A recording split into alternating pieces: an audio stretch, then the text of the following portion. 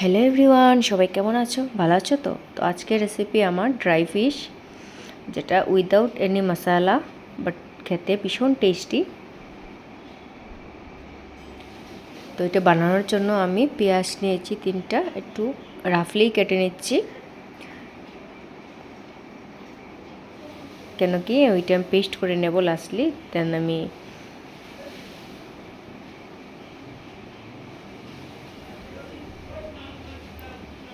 রসুন নিয়েছি আর পেঁয়াজগুলো আমি কেটে নিচ্ছি।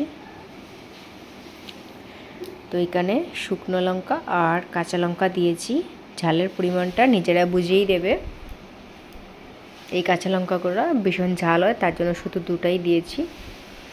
আর দেব ড্রাই ফিশ, যেটা আমি অলরেডি ধুয়ে রেখেছিলাম ভালো করে পরিষ্কার করে। আর পরিমাণ অনুযায়ী নুন দিয়ে দেব আমি।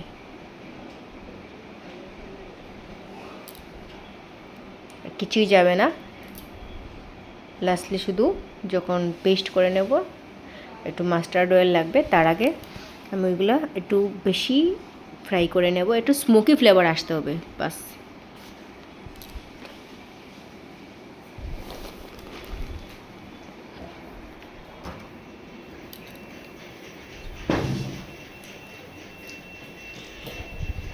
তো ভালো করে আমি ভেজে নিচ্ছি।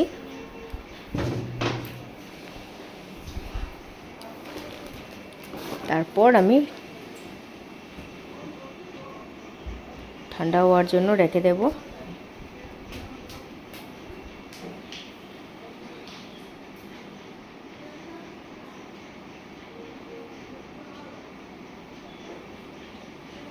তো একদম ব্রাউনি কালার এসে গেছে, এখন গ্যাসটা অফ করে নেব।